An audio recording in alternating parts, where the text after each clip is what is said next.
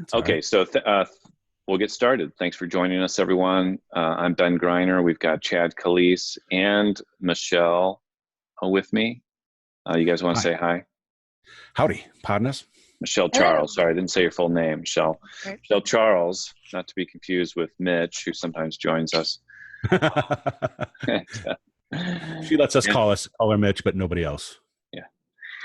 So what we're going to do today, and once again, for those of you joining us in the middle of the meeting, if you need to ask questions, please post them so we can address them. What we're going to do today is a variation of something we did custom for a client a couple weeks ago, and that addressed issues that they were having with their work from home workflow. And we kind of adapted that to speak to a larger audience, because I think we're getting a lot of calls that talk about what we're about to talk about. Basically, this is a universal problem that we're trying to help people with. And in fact, let me go to the next slide, Chad, and you can kind of tell more about it. Sure. Yeah, it really is. Sorry, I'm having trouble talking and doing two things at once today. So Oh, I'm that's going to okay. shut up and let you talk, Chad. Was that the slide that you wanted to show? Why this webinar? Yeah. Or was it the next slide?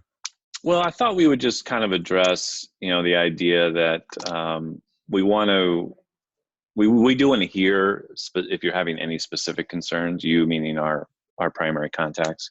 We're going to go ahead and talk through the issues that we're seeing, and then just remind people how they can get help from us and what they can maybe do to solve some of these irksome problems that they may be experiencing. So that's just kind of setting the tone. This is, like I mentioned, it was built originally for a specific client, but I think it's more universal. So let me get to the next slide. And you want to take it from here, Chad, or you want me to keep going? Yeah, keep going to the next slide. I mean, I think some of the tips are, important to talk about. I think that's useful for people, lots of any people, not even just clients, just people in general. Like the Zoom stuff really got out of hand fast, right? I mean, there are a lot of stories with a lot of different viewpoints, and some of them were worth listening to. I think the stuff that's most important and worth listening to is just good practices. All these tools are usable, and in the case of Zoom, it's suffered a lot of arguably undue scrutiny because of the sheer number of people that were starting to use it so quickly, and when quarantine started to happen, and people were like, wow, this is a real thing. And to communicate, they started using Zoom. And a lot of stories about how, if it's safe or it's not safe, all these tools are relatively safe if we use them with a little bit of due diligence. And I think those are the kinds of tips that we've been giving out most frequently. Wouldn't you two say? I mean, that. Yeah, I don't know if the buzz has died down about Zoom, or I've just ignored it at this point. I mean, there are clearly some things that Zoom could have done better, but we also have to understand that they were a platform and remain a platform that makes it very easy to use, and that's why it's so popular. Unfortunately, making it easy to use sometimes can sacrifice some of that security and privacy.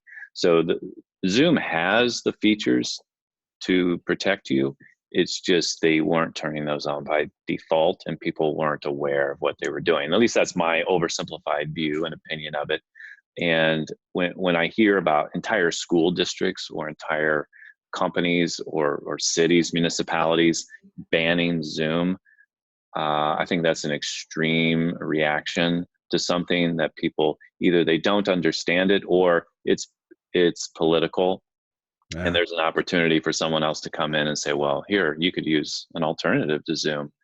And it's tough, but it's cool. I think the upside is that a lot more people are learning, building their fluency with these tools. And that's a really great thing, because the more ways we have to communicate or try to transmit ideas to each other, the better. Not everybody's good at it in person, and not everybody's good at it online. And that's why I think, a diversity of tools and perspectives are never going to hurt. Yeah, and it certainly forced Zoom to make some changes for the better. So let's talk about what people should be doing. Yeah. protect themselves. And certainly our stance is continue to use Zoom, just do so Or properly. whatever. Yeah, Yeah, or whatever. whatever. In fact, I've Central, got Google. a And we few talk about this a icons lot here. with clients. You know, a lot of folks and their businesses, startups too, right? They Mhm. choose they focus a lot on, you know, storage and sharing as an idea, something that's important. But I think it's also important to keep in mind, you know, resilience from the beginning. It's not something that we want to bolt on after the fact. We want to have this Right, mindset all the way through. You know, so when we choose a platform, it doesn't matter if it's a storage platform or it's a VoIP, you know, kind of voice video conferencing communications platform, collaboration tools of any kind. Just because we choose a platform doesn't mean that's the only platform that we're going to have a point of view on how to use, like right, safe to use, right? Because the clients are going to, everybody else is, you know, we're using, you know, G Suite, right? Or we're using Microsoft's OneDrive and SharePoint. We're going to have clients that, you know, are using another solution. They might be using Box, or they might be using Dropbox, or they might be using, you know, Ignite, or any of these other platforms. And so it's important to maintain some agnosticism, right. um, in terms of our expectations. You know what I mean? Yeah, and the way we handle it is we standardize on Ring Central. That's the icon down there in the middle, Ring Central. And then to the left of it is Google Meet, formerly known as Hangouts. And then to the right of it is Zoom.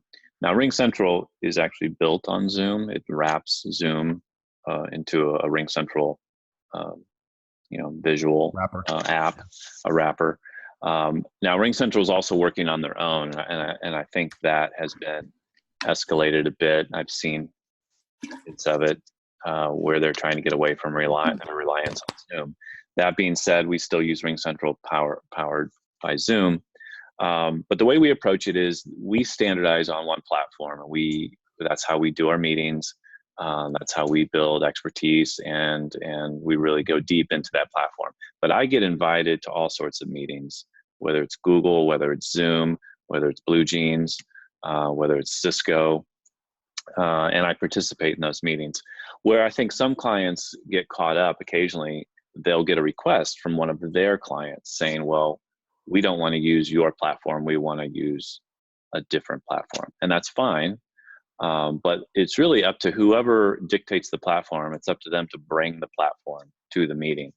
Because we've had a few clients say, hey, we got to quickly get Google Hangouts set up because our client wants to meet in Google Hangouts or Google Meet. Yeah, Um, well, that doesn't help, right? You bring up a good point, because rebranding these things, you know, and that in this context too, we could give some, you know, maybe a little bit of credit to the Zooms of the world who have maintained a consistency. You know, yeah. Google changing up Hangouts and Meet. I mean, Google used to be. Didn't Google used to be? Does Google own Ring Central? Who owns Ring Central? Don't they own Ring No, Central? Ring Central's independent, I believe. Yeah. Who were they originally? What was Google Voice originally? Oh, I don't know. They acquired anyway. It doesn't matter. Point is that, you know, in order to standardize on a platform, we also there is some growing pains along with it, and learning, you know, how to use other tools in ways that don't compromise your overall resilience, you know, your security, and I mean privacy. You know, I don't know that there's ever an expectation of privacy, but you know, there are some good practices to at least Yeah. limit, you know, the Well, kinds of things. just to wrap up, Chad, the point I wanted to make with when I hear a client say we have to spin up Google Meet because our client wants to use that, my response is, well, you don't really need to do anything other than join the meeting when they send you the invite. Like Sure. it's not when a client dictates the platform, it's not really another party's responsibility to start investing in that platform. They just join the meeting. And I know that can get confusing because we all feel like, oh, well, we want to host the meeting, and so we should be bringing the platform. But really, I think it's easier. You standardize on your platform, you bring the platform. If a client or vendor or anyone else you're working with is the one dictating the platform, then they bring the platform. And all of these platforms allow guests and participants in. That's relatively easy. But it's not always so as easy as, hey, let's move our entire corporation to this other platform just for this one meeting. I mean, it sounds like I'm splitting hairs, but am I? I making it clear what the difference is, Chad or Oh Michelle? yeah. Oh yeah, for sure. What I hear is, or what I mean when I say agnosticism, I don't mean, I certainly don't mean to have accounts or paid licenses in every service. What I Right. mean, choose. Yeah, it's wise to choose a starting point, but that doesn't mean that that's kind of where it begins and ends. We still have to work, together to learn how to integrate with each other's platforms, and so there's a bit of Mm-hmm. a give and take in that, right? Like you said, if a client said, hey, let's do a Google Meet, and they want to be able to share documents within that meeting and participate in that, then there is a bit, there's some questions they need to ask about, if they're just going to have a voice meeting, that's one thing. But if there's an intent to share content and something, more, making more use, they're using their platform. Mm-hmm. Sometimes we have to ask ourselves, how committed are we to that, or rigid are we to maintaining, try to adhere to a single platform. It's a holy grail. I think it's an important goal, but in reality, I don't know how practical it is in every case. I mean, it's a case by case basis for sure. Right. Right. And even within our own organization, although publicly and for large meetings, we use Ring Central meetings built on Zoom. For internal one-to-ones, we often use Microsoft Teams because we're living in Teams and chatting in Teams, and just having that quick phone call or visual meeting Totally. on a one-to-one is really easy. Yeah. So, you know, It's not unusual. I think there's a happy medium somewhere, because you can also go way far on the other end of the spectrum, right? Which is where there's so many platforms. And, yeah, from a risk perspective, we have to think about that too, because that's attack surface, that those are more threat vectors and more preventable risks, ultimately. And so it's important that's why, I think it's important to have this resilience mindset from the beginning of the yeah. project, rather than kind of trying to bolt it on, at the And end. then just Yeah, thanks, Chad. And then just to wrap up this section, we'll move on to the next slide, is these tips, although they're built for Ring Central and Zoom, I'm sure some of them can apply to Google Meets. And that the basic is, don't publicly share your meeting URL unless you really, truly want to invite the public. And then if you do invite the public, you probably don't want to give them access to, take control of the meeting. You may mute the microphone. You may turn off video. You may just want to listen in mode. If security is really a concern, you want to require a meeting password, and or enable the waiting room. We've chosen to enable the waiting room. We let people in when we have to authorize letting people in, and then of course we could put people back in the waiting room if The we let waiting room the works out person. really well, I think. Mhm. I think it's probably the most elegant solution, because then you can, I mean, I guess if there's one inconvenience to it, it's when you're in a meeting already, when the meeting has started and you are looking at someone's face, or you're talking, and Mhm. then someone comes into the waiting room, and sometimes if you don't if you're in full screen mode, don't go into full screen mode, I guess, until everybody is in the meeting. I guess that's probably good. Yeah, there's a little audio indicator that can help, and then you can have a window open to show you who's in the waiting room. And I know I Yeah. failed to do that at one of our meetings, so somebody was in the waiting room for a little too long. But And there's otherwise not it's much in stopped. the waiting room. Really There pretty are no awesome. magazines or drinking fountains or anything in the waiting room. There's Just coffee, but you can't really have any. There's a yeah. picture of coffee. That's right. Okay, so actually, and also disable or disable enable join before host. That's It, confusing, isn't yeah, it? it is. But if you enforce the waiting room, that Yeah, is not an option. Even though, unfortunately, from what I've seen, you can still check the box. It just doesn't do anything. yeah. So once again, Ring Central, Zoom, even Google, I think could And you we're could all use a learning. little. Yeah, we're Yeah, all learning. All these platforms are going to improve in time. They got hit by surprise. yeah, We all got hit by surprise. I mean, selfishly, I can say, you can go on to the next slide too if you want, Ben. yeah. Um, selfishly, I think, yeah, let's talk about VPN a little bit. This fits right in. It's a good segue. Everybody, once upon a time, when VPNs were first introduced to us in the world, we used them to connect to, like where we would physically go to work. And so we had this definition of it in our minds, that that's what a VPN was for. It was to be Hmm. able to get resources, print to the office. I mean, I remember back in my early sysadmin, netadmin days, we would, set up executive, suites, homes, their offices and their homes to print to the office. That was like something we would always do. And that kind of mentality was really important. It was really hard to get people interested in it, right? Hmm. They were resistant to it at first, and then once they saw how cool it was like, oh, it was cool. But it had its drawbacks too, right? There's some, when we say VPN, what are some of the things that pop into your mind from the old and kind of old definition? Well, yeah, it was all about getting back to the office, and I would say more recently they had fallen out of fashion, so to speak. Very few people used VPNs Hmm. because of the cloud, because we were all moving toward the cloud. Um, but because we're all now working from home, we've seen a resurgence in the need to get back to the office. And what's a little confusing is back in the day, VPN really, in my experience, was only to get back to the office. Today, you'll hear Chad and I talk about how VPN can be used as a secure wrapper to protect you no matter where you are. But in this particular instance, we're talking about the VPN to get back to the office. Hmm. And Right. unfortunately, a lot of offices were not prepared to go all into the cloud. I think everyone was dabbling in cloud storage, but they still had a lot of legacy systems sitting in the office. So when you work from home, you still got to get back to the office, and that's what we're talking about here, is connecting to get back to the office.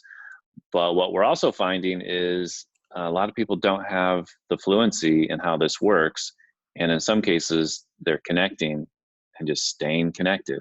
Right. And that's not And it really slows necessary. their internet down. It slows everybody else's. I mean, it's kind of like, a great analogy that someone who taught me a lot, mentor, and some of the infrastructure side of this stuff.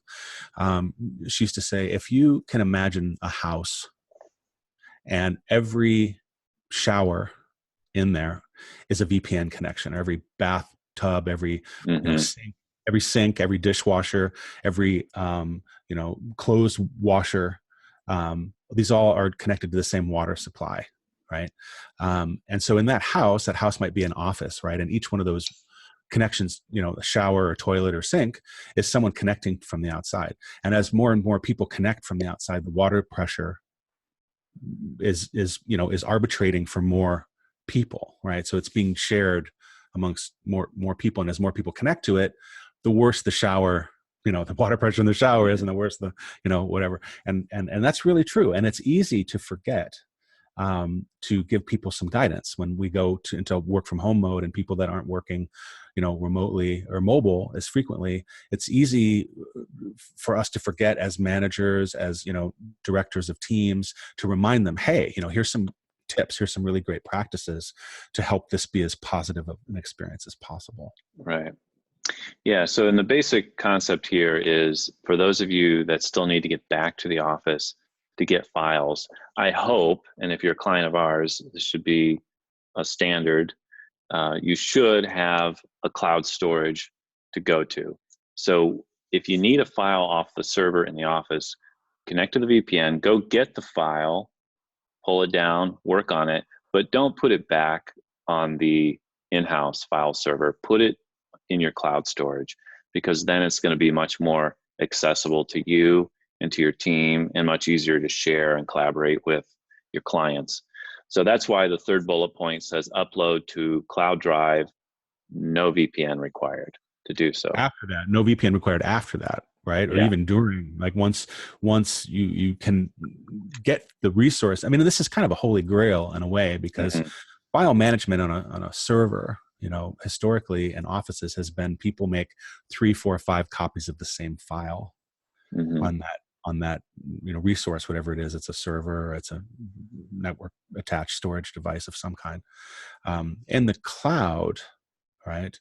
That same thing can happen, but generally, if everybody's pulling out their own WIP, their own work in progress, it's also streamlining and getting, helps that then that server, that on-site resource can be a long-term archive. It can be Mhm. backed up, and that's an awesome, stage of resilience. But to move all that important working stuff to the cloud is another layer of protection. So that way, when this happens again, people won't have the bottleneck of this VPN issue. Yeah. Right? I'm trying to work So away let's from this. talk about the different cloud storage solutions that are out there. And just to summarize here, once again, connect to the VPN only to get what you need off the server, then turn the VPN off, work Hmm. on the file. And when you're done, put it ideally in your cloud storage solution, not back on your office server. Yeah. So these are the big, I guess, the big four that we see in the business world. I know Dropbox is not listed here, and it is a popular option, but it's also a popular option for individuals or really small micro businesses. The larger companies tend to gravitate toward one of these four. Ignite is one that's geared towards creative professionals, and I really like the Ignite interface. OneDrive is from Microsoft. A lot of people have it. It does technically work. I think it's relatively slow feeling compared to the others. Slow in the sense that if you watch this stuff, and I recommend you not watch this stuff, meaning don't look at the details of the uploads and downloads, because sometimes it'll drive you crazy. But for the most Sometimes part, they're not OneDrive, very accurate either. yeah, they're Sometimes, not very in accurate with fairness. their estimates. Yeah. Yeah. So And, sometimes it can be misleading. and I think, Chad, you and I talked about how in some ways OneDrive is great for those really slow connections. Even though it is slow, it's pretty resilient. And if you, It's easy to forget about, our sisters and brothers in parts of the world that are not, metropolitan, and that Mhm, have different kinds of infrastructure, right? In far-flung parts of the world. I ran into this a lot when I lived in Southeast Alaska. There are a lot of places where it's really challenging to get mhm, infrastructure and maintain infrastructure, and for whatever reason, be they fiscal or political or just geographical. Alaska certainly had a lot of that, where it was the mhm, geography dictated the kinds of solutions that we needed to design. And then administration, is also an additional challenge, because then you have people maybe in a far flung part of the world with not a lot of expertise. So there's a training component involved. So I mean, that's the value of something like a OneDrive or a Box or whatever the solution is, because mhm. a lot of these companies design these services to have distributed infrastructure. And so, for example, if I'm in a far flung part of the world, chances are better that I'm going to have a speedier experience using a tool like this that's truly a global. The infrastructure for these tools is formidable, right? So Yeah. to try to do something in-house or something else, even in the like kind of square in the middle of these offerings, is just insanity. And so it's really, for me, I think it's about embracing this, especially if we're in a part of the world where the infrastructure and the connectivity is even more challenging than it is. We take it for granted how good we've got it here, right? Yeah, and I think related to that is our next slide, which has to do with your own internet connection. Because a lot of the tickets or requests, support requests that we receive that say, oh, Box is slow, or Google slow, or OneDrive slow, or Ignite is slow, it often is related to the slowness of your own internet in your home, Mm-hmm. which, as we've This is talked about before, is not always as robust as what you might have had in the office. yeah. It's a common one. This is super common. And, even I have neighbors, who, some of them know what I do, some of them don't, but it's interesting to have the same conversation with, many generations of people, young people, middle-aged people, even elderly people, like, hey, you got any tips to make our internet faster? Right. And it's Yeah, like, hey, wireless is for iPhones and phones and tablets pretty much, right? And especially if we're hammering on it, I mean, there's 6 people in this house, of mine, of max capacity, and all using bandwidth, and the network is segregated and everything else, like I would in a lot of client situations, and optimize for performance. And there's no way I could have known this was coming, but I just did this like 6 or 7 months ago. Just completely tore out all the infrastructure in the house and did it all over again. And I have to say that even with all of that consideration and things, load balanced and this and that, it still comes down to plugging in. I have a couple of Yeah. machines that are plugged in, and wireless can be flaky. I don't care how much money you throw at it. It can be flaky. And Yeah. so it's kind of like choosing the right application and match it to the right bandwidth and the right, QoS is great. And we can do some of that in Wi-Fi. It's just not as consistent and as reliable as the wire. That's right. I mean, wireless, when it works and it works well, is amazing, and we all love it. But when it doesn't work well, it's very complex to troubleshoot. And frustrating, and very frustrating when it doesn't Yeah, work well.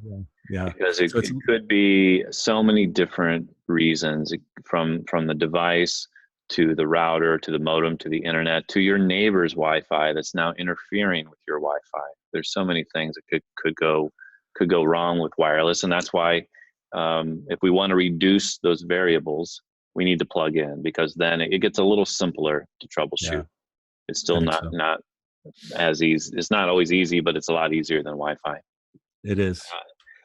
And we get all of our cables from monoprice.com. You'll probably, if you just need a couple cables, you'll unfortunately spend more on shipping than you will on the cables. But a great place to go, especially if you need long cables or custom cables or different or specific colored cable. So yeah, plug in if you can. And if you're a Mac user, which all of our clients are, and you have a Mac that's relatively new, which I hope all of you have, then you're probably going to need a USB-C adapter. Very few Macs today ship with Ethernet connectors built right in without the need for this USB-C adapter. So you can get one of those from apple.com, and I know there's some other places that sell it. If you have any questions, let us know, reach out to us. And then of course you need to take your Ethernet cable and your Ethernet adapter and connect your Mac directly into your router. And I think every router today, or modem they may be referred to by your internet service provider, will have at least a couple more connections in the back. The biggest challenge here is a lot of people haven't thought about where this is since it got installed. So it could be in a basement, crawl space, behind the TV, Scavenger in a hunt. closet. Get the kids out and say, "Hey, you got any kids around?" Yeah. Say, "Hey, here's what we're looking for. It looks something like this." They'll find it. And I know it's going to look really ugly to have 100-foot cables strung through your house, but it will be so worth it if that improves the speed of your connection. And there's a good chance it will. Now, if it doesn't, then you need to look at your internet. And we were talking about this, Chad. Was it fast.net or fast? Fast.com. Yeah, fast.com. That's Netflix. That's their tech they use to measure, ping speeds, which is basically how fast it takes, one computer to throw a digital communication packet at another computer, and it bounces back and it measures that time. It's called ping. So when you hear people say ping, that's what that is. And it's an actual, Unix command from back in the day of you'd ping, space, whatever IP or domain, and you would get a response. And the time that it takes that response to come back to you can help you start to diagnose some different things. And so Netflix has pioneered this, kind of visibility into this ping activity because of they have a vested interest in it, right? So when you're streaming stuff, it's also downside because they detect more and more proxy gateways and stuff like VPNs. A lot of folks are probably like, oh, when I go overseas I can't watch Netflix. It's like, yeah, they try to use a VPN and it's blocked because Netflix is, they know a lot about our connections to them and to the rest of the internet, and it's because it's their business to know that, right, and be able to deliver that experience. And so fast.com is their kind of one of their publicly facing tools of, I don't know how many, maybe a dozen of them. That's really useful. I use it for all my kind of quick measurable, if you want to get a really pretty good read quickly on your speed on a wireless or wired or whatever, even cellular connection, it's just fast.com. Yeah, so it's a great way to determine what speed you are getting. And, just because, let's use Comcast as an example, they may advertise the speed that you should be getting. Maybe you got that speed at one point. It's theoretical. It's but never it's always going to actual. be a little lower than the advertised speed, but it shouldn't be dramatically lower. And sometimes there are issues, whether it's Comcast issues or issues within your own network, that may require a restart of your router or modem to renegotiate those speeds. So if you feel like you're having issues, check your speeds. If they look good, it's probably something else. If they look bad, it's probably your internet or something to do with your internet, meaning is it your Wi-Fi? Is it your switch? Is it your router? So we can try to help you troubleshoot that. Just open a ticket with us. And speaking of opening tickets, well, actually, no, I want to talk a little bit about sharing files. So we talked about how we get files and where Sure. we put them when we're done. We want to talk about sharing. And going back a couple slides, I wanted to touch on something we mentioned at the very beginning, which is you kind of have your own sanction tools. Like we primarily for cloud storage use OneDrive internally. We use OneDrive. Now that doesn't mean I don't have a Box account or a Google account or even an Ignite account, because we have to do work with a lot of different people. So we have accounts elsewhere, but our primary storage is OneDrive. And we make exceptions when we need to interact with clients or vendors. Um, but once again, if a client says, I need you to use Box, I'm not the one bringing Box to the equation. They're the ones providing that. And I'm using, the guest account or free account or something to collaborate with them. So when it comes to working from home, and Chad, I know you and I are aware of this, but it's worth repeating. Even when we were all in the office, there was something often referred to as shadow IT, which is groups of people, they want to get their work done. IT is not responsive enough or fast enough to meet those needs, so they kind of go off and do their own thing.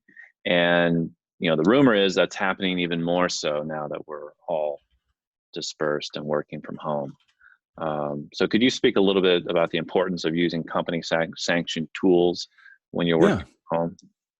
Well, I think we in the industry, there's a term called shadow IT, and it's this big scary thing, right? Shadow IT even sounds kind of scary and creepy, right? And the whole idea Devious. behind shadow Sounds IT, devious. it does. It sounds insidious, and like Yeah. shadow IT. What does that mean? And but it's not complicated, right? And it's not uncommon. It's pretty common, and it's very preventable. Here's the thing, right? But let me talk about what shadow IT is first. So what Okay. shadow IT is let's say that I go to work at a company and they give me a laptop and some tools on it, but my favorite tools aren't on it, right? There's some tools on there that I don't like. Maybe it's tools I haven't used before, and it's frustrating because I don't know how to use them. So what do? I'm going to either find ways to get those tools on that piece of hardware, or I'm going to find a piece of hardware that has that software or those tools already on it. And I'm going to make a bridge between the two, right? So the moment that I make a bridge between those two things, right, it's the same as like, sharing connectivity to a network, right? Once I bridge those things, then I've just opened up a huge can of preventable risks, which could be, I become compromised and the compromise passes through me into something larger, i.e. a company or something like that. Right. And vice versa. It's a two-way street. Something could compromise the company and make it, because there's a bridge from me now, my personal device, to this thing. Now there could be a potentially, when the company's compromised, then that puts me now as an individual at risk. And so this kind of thinking is important to keep in mind when we are choosing a platform, because not just like to Ben's point, we try to establish on a platform. It's nice, right? It makes things easy, onboarding, right? Learning, maintaining a team and how we operate, processes and procedures. But we have to work with other platforms because other companies don't choose the same platform as we might, right? And so it creates this bit of required, overhead and fluency to achieve a couple of things to maintain our process and procedures without kind of deviating off, the rails, and creating, preventable risks. And second of all, we also want to make sure that we're demonstrating, good practices and respect for our clients' information, because our clients' information is arguably more valuable than our own in some cases. So it's a tricky. There's a little bit of finesse involved, right, Ben? We talk about this Right. quite a bit. Yeah, we had one customer. Well, actually, we reached out to them because we had the Mac that they used was not checking in. So one of the things we do when a Mac's not checking in is there's an automated alert that brings it to our attention, and then we eventually reach out to the client and say, what's the status here? And in this particular case, what had happened is, in the rush to go home, I think the user had a desktop Mac, and in the rush to go home, they were given a notebook to take home. And the notebook wasn't checking in. So it's like, what's going on? How are you getting work done? And the answer was, oh yeah, that didn't have all the software I needed, to your point earlier, Chad. So I just use my home computer. Right. And that's another example of shadow IT. And so what happens is when a device like that, or like even a USB drive, right, gets attached to a network, or someone uses their phone to tether their work computer, well, they just tethered the entire work network to another attack surface. Does that make sense? Right. So it's really easy to forget about that piece of it. Right. Yeah. So here we have a laptop that's managed, secured, has Malwarebytes for endpoint protection, has backup, has all the resources we need to secure it and support it and protect the organization, protect the individual. And they're using a completely different machine that is unknown. We have no idea what's running on it, or what files are being downloaded or shared, or who has access to that machine. So the risk is huge for the organization and the individual. It's just that they don't really understand or realize the risk, because if they did, there's no way they would be using the home machine. They would be using the laptop, and if the laptop was missing some pieces, they'd reach out to the organization or to us and say, guys, can you help me fix this? So that brings us to step 2 and 3. If you're unsure, ask. If you're unsure, how to get an application installed, or if it's even sanctioned and authorized by your organization, just ask. We can either provide the answer or help you find the answer. And there's never any silly questions, right, Ben? I mean, right. In fact, we like the silly questions because we can answer those and provide a lot of value really quickly. And if no one asks a silly question, I mean, I'm usually the one to ask the silly questions, because if no one asks the silly questions, then that doesn't open the door for someone to ask a really good one. And so we're kind of selfishly looking for the silly questions, and so it's never, don't be shy. Right. Yeah, it's always safer to ask than to just assume something and proceed.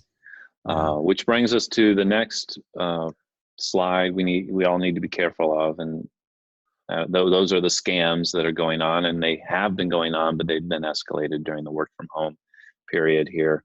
A lot of them. Chad, do we have any recent stories of some scams? Well, famously, criminals are famous for being opportunistic, and unfortunately, they're taking advantage of every bit of this in the real world and the online world, which we shouldn't keep in separate rooms in our minds any longer.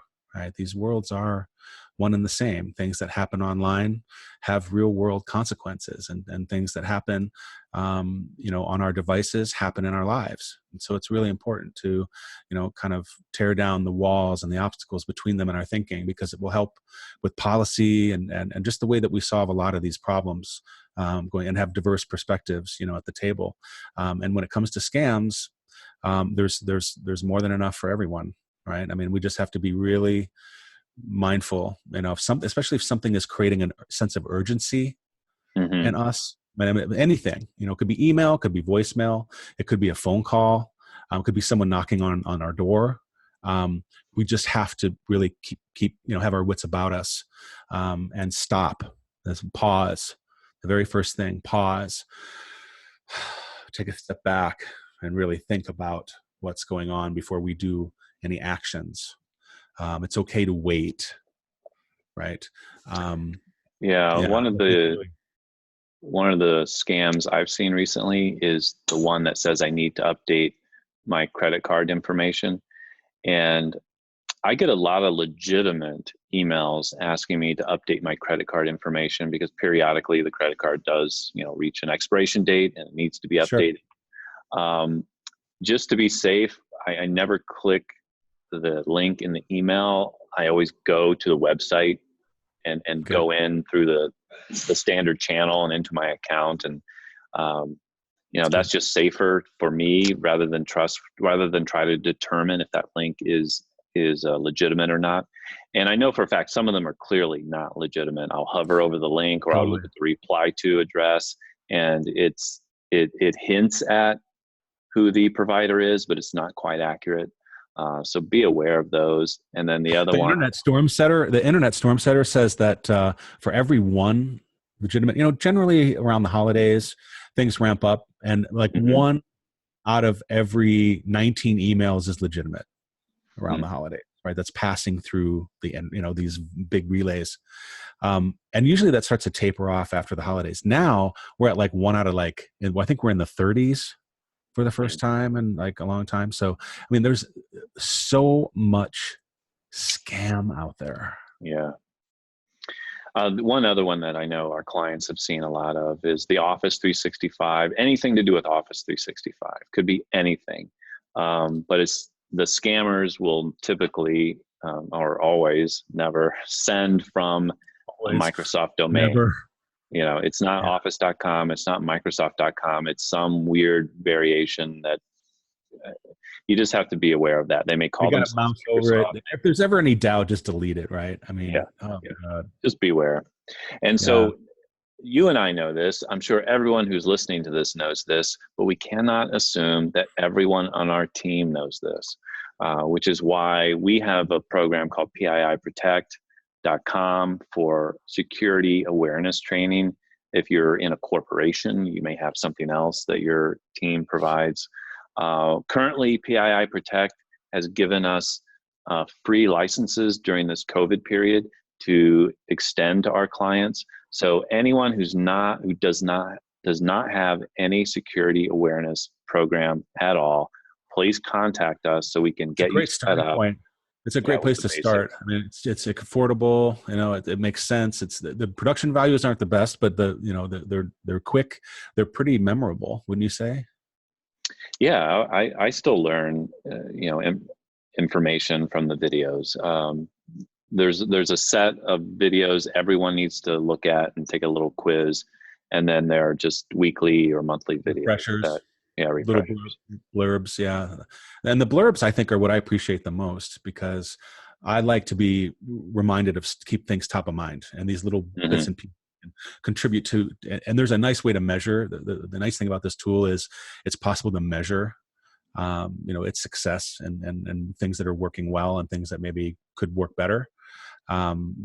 Getting insight from those reports is useful when you're first building your practice, resilience, security, privacy, the whole thing, whatever your compliance needs are for your clients. This is demonstrable, evidence of your commitment.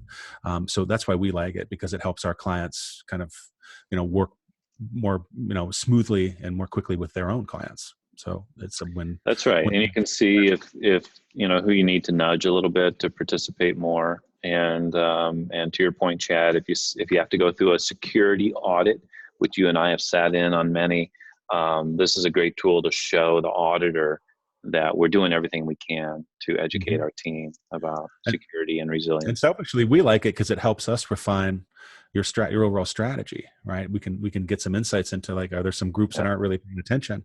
What's a better way to reach them?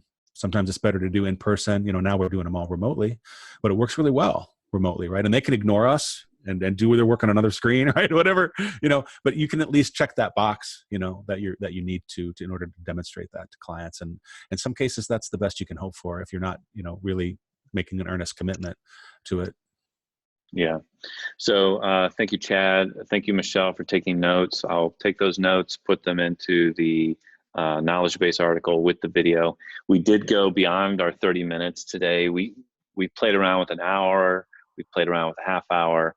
we pretty much, we try to stick to half hour, but this warranted a little more conversation. So thank you all for listening or for joining us. And I think that's it for now. Yeah. Yeah, it doesn't look like we have some comments I see that I missed from you, Chad and Michelle. So sorry about that. Not doing a very good job of checking my hard questions. I think they're for after. I mean, I don't typically read, and when I'm kind of leading one of these things, I definitely don't till after. So that's okay. Yeah. Okay. Well, thanks everyone, and we'll see you next week. And also, we are. I'm having trouble talking today. We are recording our podcast tomorrow, Chad. Right, every 2 weeks. These weeks flying by. A special guest tomorrow. We do. Yeah. Tomorrow we have a special guest. Yeah. Okay. Okay. Yeah. Great. Well, we typically get that out by Friday, so we'll be posting our podcast probably by Friday at Apple Podcast. You can just open the app, search for Forget Computers, and you'll find our podcast from the past weeks, and then the one coming up later this week. Okay, thanks again, everyone. And thanks for listening. Bye. Thank you.